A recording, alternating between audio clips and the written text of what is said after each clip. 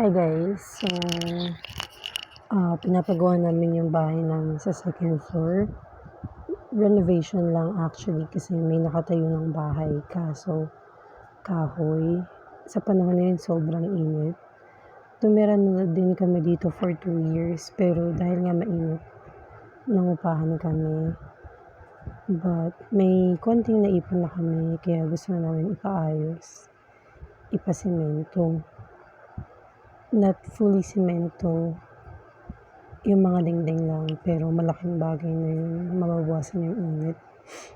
Hindi kayang sementohin kasi ang hirap maglagay ng poste. Kasi dito sa lugar namin halos tikit yung mga bahay. So yun, and ginagawa ko rin tong vlog na to. Kasi one day, babalikan namin, makikita ng mga bata na wow, ang laki ng changes sa buhay namin, hindi lang yung physical appearance ng bahay, kundi yung blessing ni Lord sa amin. Grabe talaga. So yun,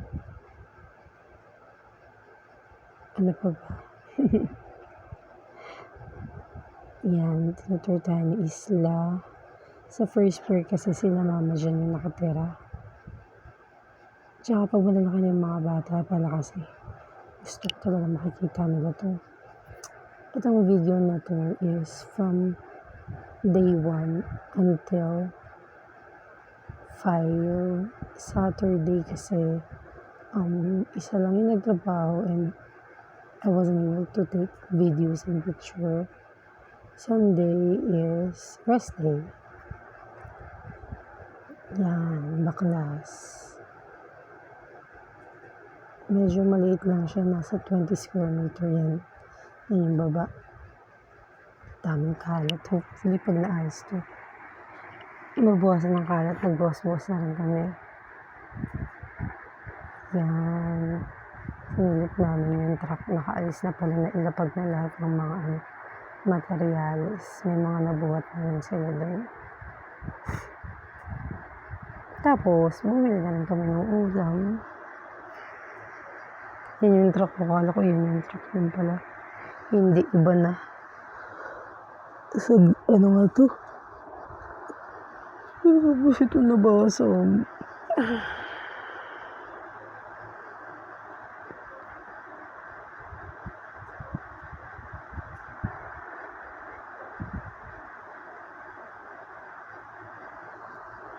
Mostly ang manonood lang nito yung mga kids. So, Isla and Isaiah, this is for both of you, and of course, if ever ma-bless pa kami ng babies, mga anak, para sa inyo itong lahat.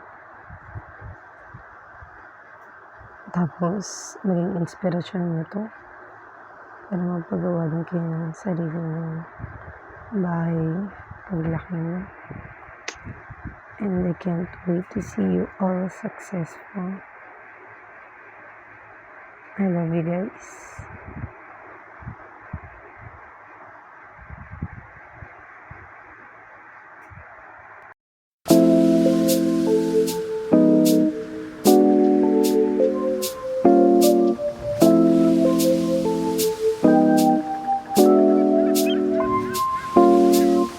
Tapos,